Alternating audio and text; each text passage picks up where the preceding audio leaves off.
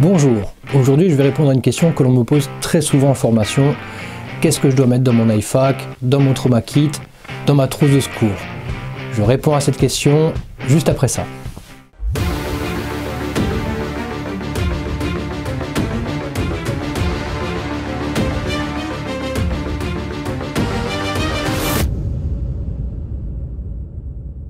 Donc, pour répondre à cette question, il faut déjà voir deux choses. Le niveau de connaissance que vous avez et le niveau des formations que vous avez suivies. En effet, le kit d'un médecin urgentiste ne sera pas le même que celui d'un citoyen lambda. Dans la doctrine du secours en situation d'exception, nous traitons en premier ce qui tue en premier. Pour cela, il existe un protocole, c'est le protocole MARCH, qui fera d'ailleurs l'objet d'une série de vidéos. Pensez à vous abonner pour ne surtout pas la rater. La composition de votre kit doit donc pouvoir couvrir les besoins de ce protocole, mais également être en adéquation avec vos connaissances. Prenons par exemple le cas d'un citoyen prévoyant lambda étant titulaire du SST et ayant effectué une introduction au TECC, Tactical Emergency Casualty Care. Donc nous allons essayer de hiérarchiser un petit peu tout ça. Qu'est-ce qu'on va mettre donc dans cet IFAK? Donc dans la première des choses, il va falloir penser à se protéger. Donc pour se protéger, on va utiliser des gants latex en vinyle, mais qu'ils soient de couleur bleue. En effet, il y a des gants qui sont un petit peu tactical, noirs, c'est sympa, mais par contre pour la visibilité du sang lors du body check, ça va être un problème. C'est pour ça, privilégier les gants bleus, ça c'est très important. Ensuite, donc pour le M comme massive hémorragie, comment traiter les hémorragies massives? Donc pour les hémorragies des extrémités, c'est-à-dire les membres inférieurs, membres supérieurs, garrot tourniquet.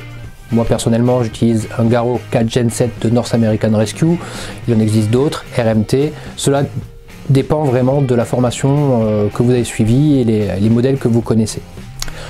Pour tout ce qui est hémorragie, donc du coup, et les blessures, les saignements secondaires, on utilisera tout ce qui est pansement israélien. Il en existe de plusieurs tailles, je vous recommande de regarder un petit peu sur le net ce qui se fait. Pour tout ce qui est ensuite hémorragie non garrottable, c'est-à-dire au niveau des jonctions par exemple, là on utilisera des gaz hémostatiques et on appliquera la technique des wound packing. Il existe aujourd'hui un autre élément qui rentre dans la gamme des hémostases et qui vient d'être homologué par le comité TECC, qui est l'IT-Clamp. L'IT-Clamp qui est un dispositif qui permet de réduire les plaies au niveau du cou, de la face et du scalp. On va pas trop s'étaler là-dessus. Donc en ce qui concerne le A et le R pour Airways Management et respiration, donc la gestion des voies aériennes supérieures. Donc toujours en relation avec le niveau de formation de notre citoyen qui nous sert d'exemple, nous pourrions rajouter donc dans cet IFAK une paire de chest seal ventilés, on trouve de très bon dans le commerce, ou à défaut le nécessaire pour la réalisation d'un pansement 3 côtés, donc un carré de plastique étanche et des morceaux de sparadrap qui permettront donc justement de traiter les plaies soufflantes. On oublie bien évidemment tout ce qui est cathéter 14 gauge ou les kits pour décompression de pneumothorax sous tension, et encore moins les kits Minitrack 2 pour tout ce qui est coniotomie. C'est comme circulation. Là, vu le niveau de notre citoyen qui nous sert d'exemple, on va oublier tout ce qui est nécessaire à l'administration de fluide. Voilà, il n'a pas la formation nécessaire, il n'est pas infirmier, il n'est pas médecin, donc tout ce qui est kit de pose de perf, on oublie. On passe directement au point suivant, H, l'hypothermie. Donc pour gérer l'hypothermie, on va rajouter dans notre kit, dans notre trauma kit, une couverture de survie. On verra plus tard dans une autre vidéo pourquoi la gestion de la température de la victime est quelque chose de très important.